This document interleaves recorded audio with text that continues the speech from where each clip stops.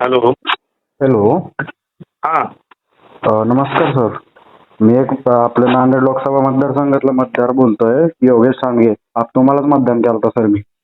बरोबर. कुठून कुठून बोलताय?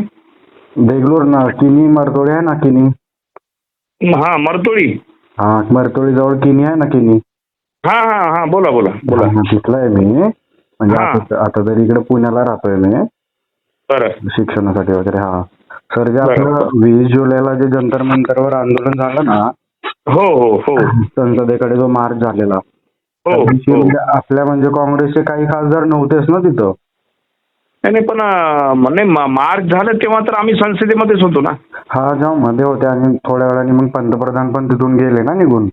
हो हो हो हो तर हो तिथं लाठीचार्ज वगैरे झाले ना, तर त्याला तर हो. रिस्पॉन्सिबल गृहमंत्रीच असणार आहेत ना. नाही, बिलकुल बिलकुल. आम्ही तर पंतप्रधानाच्या घरासमोर आंदोलन केलं ना आम्ही. हा हा, ते बघितलं 21 तारखेला बघितलं.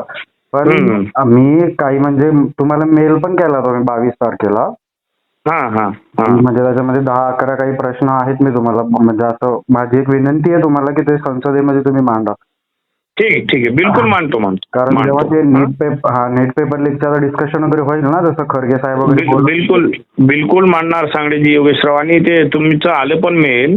आणि 100% आमची पार्टी तर विद्यार्थ्यांच्या हिताच्या बाजूनेच आहे. विद्यार्थ्यांच्यासाठीच लढा दिली ना आम्ही.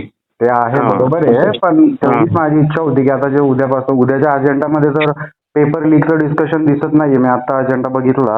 नाही, ठीक आहे. आता कसं आहे, राजीनामा दिला त्यांनी, पेपर लीकचं डिस्कशन ते करणार नाहीत.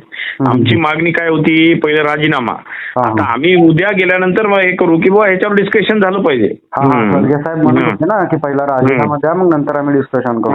असं असं. जर येणाऱ्या काळात जर झालं ना डिस्कशन, म्हणजे या आठवड्यामध्ये उद्यापासून, तर तेवढंच फक्त माझे 10-11 प्रश्न आहेत की बाबा लाठीचार्ज का केलं गेलं, किंवा किती जण इंज्युअर्ड झाले, कोणी म्हणजे कोणाची डेथ वगैरे झाली आहे का, आणि ज्यांनी लाठीचार्ज करण्याचा आदेश वगैरे दिलं त्यांना तुम्ही सस्पेंड वगैरे करणार का, किंवा अचानक एक दिवस पहिलेच जो आपला दिल्लीचा सीपी होता म्हणजे कमिशनर, त्यांना चेंज का करण्यात आलं. असे काही माझे प्रश्न होते, तर ते तुम्हाला मी मेल केलेला.